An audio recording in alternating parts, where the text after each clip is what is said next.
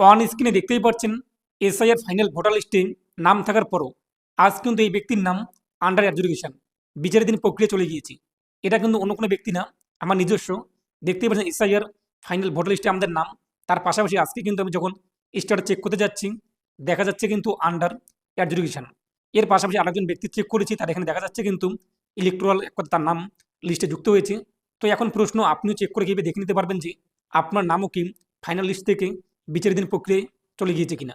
তো কেন হচ্ছে এরকম, এবং কাদের নাম হঠাৎ করে ফাইনাল লিস্ট থেকে অটোমেটিক বিচারাধীন প্রক্রিয়া আন্ডার এডুকেশন তার আওতায় ফেলা হচ্ছে, কেন এরকমটা হচ্ছে তা আলোচনা করবো আজকে ভিডিওতে। কীভাবে আপনি চেক করবেন এই মুহূর্তে আপনার করণীয় কী রয়েছে, আপনাদের নাম যদি ফাইনাল লিস্টে থাকে তো আপনার নামও কি আন্ডার এডুকেশন এর আওতায় রয়েছে কিনা কিংবা চলে গিয়েছে কিনা, তো আপনি কীভাবে চেক করবেন। তো চলুন দেখে নিচ্ছি। আর আপনি যদি এখনো পর্যন্ত ভিডিওতে লাইক না করে দেখেন অবশ্যই লাইক করে দিন, পাশাপাশি চ্যানেলকে সাবস্ক্রাইব করে পাশের বেল আইকন ক্লিক করে সবাইকে রাখুন পরবর্তী ভিডিও সবাইকে পাওয়ার জন্য। আর আপনি যদি ভিডিওটি আমাদের ফেসবুক পেজ এমনি তিনশো এখানে দেখে থাকেন, অবশ্যই ফেসবুক পেজটি ফলো করুন আর অবশ্যই ভিডিওটি প্রত্যেকে শেয়ার করে জানিয়ে দিন। তো এই যে আপনি অন স্ক্রিনে দেখতেই পাচ্ছেন আমার নিজস্ব, আমার নাম কিন্তু এসআইআর ফাইনাল ভোটার লিস্ট সেখানে রয়েছে। তো দেখতেই পাচ্ছেন তার ফটো এবং আমার নাম। তবে আজকে আমি যখন স্টার্ট চেক করতে যাচ্ছি, দেখা যাচ্ছে কিন্তু আন্ডার অ্যাডজুডিকেশন, অর্থাৎ আমার নাম ফাইনাল লিস্টে রয়েছে, কিন্তু আজকে হঠাৎ করে আমার নামটিকে বিচারাধীন প্রক্রিয়া নিয়ে গিয়েছে। তো আপনি কীভাবে চেক করবেন সেটা আমি আপনার প্রথমত দেখিয়ে দিচ্ছি, তারপর এটা নিয়ে আমরা আলোচনা করব। তো আপনি চেক করার জন্য গুগলে আসুন, গুগলে এসে আপনি সার্চ করুন MD360 নিউজ লিখে।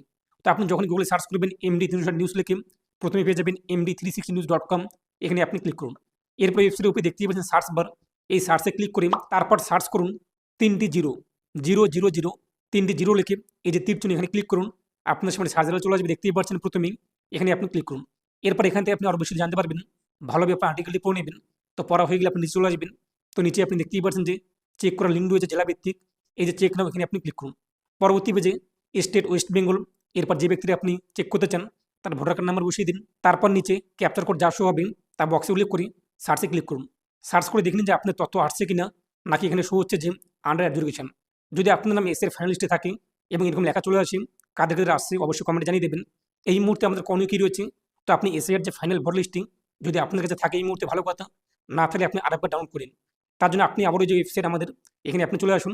তারপর নিচে আপনি দেখতেই পাচ্ছেন যে এসআইয়ের ফাইনাল লোড ডাউনলোড করার যে জেলাভিত্তিক লিঙ্কগুলো, সেই জেলার পাশে রয়েছে ডাউনলোডে ক্লিক করুন। পরবর্তী পেজে এখান থেকে আপনি রোল টাইপ দেখতেই পাচ্ছেন, রোল টাইপ থেকে আপনি এসআইয়ের ফাইনাল রোল এটা সিলেক্ট করুন। তারপর নিচে আপনার জেলা, এরপর বিধানসভা, নিচে আপনি দেখতেই পাচ্ছেন যে ক্যাপচার কোড যা শো হয়েছে আপনাদের সামনে সেই ক্যাপচার কোডটি উল্লেখ করে দিন। তারপর নিচে দেখতেই পাচ্ছেন যে ভোট গ্রহণ কেন্দ্র আপনার কী রয়েছে, বুথ নং, তাহলে কি আপনি সার্চ করুন। তারপর বুথ নংয়ের পাশে এই যে বক্সে টিকমার্ক করে উপরে ডাউনলোড সিলেক্টেড পিডিএফ এখানে ক্লিক করে আপনি ডাউনলোড করে নিন। দেখে নিন যে আপনার এসআইয়ের ফাইনাল লিস্টে নাম রয়েছে কিনা। তো আপনাদের নাম যদি এসআইয়ের ফাইনাল লিস্টে থাকে, তার পাশাপাশি যখন আপনি সার্চ করতে যাচ্ছেন ভোটার কার্ড নাম্বার দিয়ে যদি চলে আসে আন্ডার এডুকেশন, টেনশনের কিছু নেই। হয়তো এই যে ওয়েবসাইট প্রযুক্তিগত সমস্যা কিংবা ওয়েবসাইটে কোনো কিছু আপডেট করা হচ্ছে তার জন্য এমন দেখা দিচ্ছে, কিংবা অন্য কোনো কারণ হতে পারে। এ নিয়ে আমরা কিন্তু পরবর্তী আরও আপডেট জানতে পারবো। তবে আপনি এই মুহূর্তে চেক করে দেখুন যে বর্তমানে আপনাদের কোন পর্যায়ে রয়েছে, একদম আন্ডার এডুকেশন নাকি আপনার তথ্য শো হচ্ছে। ইতিমধ্যে আরেকটি ভোটার স্ট্যাটাস আমি দেখতেই পাচ্ছেন যে চেক করলাম, লেখা নিচে কিন্তু শো হচ্ছে যে এই ব্যক্তির নাম লিস্ট করা হয়েছে, এক কথায় যে সাপ্লিমেন্টারি লিস্ট সেখানে ইনক্লুড হয়েছে। এবং আমরা যখন আমাদের তথ্য দিয়ে সার্চ করতে যাচ্ছি লেখা শো হচ্ছে কিন্তু আন্ডার এডুকেশন। তো কাদের কাদের এরকম লেখা শো হচ্ছে অবশ্যই কমেন্টে জানিয়ে দেবেন। এটা কিন্তু হয়তো বা ওয়েবসাইটের সমস্যা রয়েছে, ওয়েবসাইট আপডেট হয়ে গেলে কিন্তু এই যে সমস্যাটি তার সমাধান হয়ে যাবে। তো আপনারা আগামীকাল আবারও চেক করে দেখে নেবেন যে তথ্য শো হচ্ছে কিনা।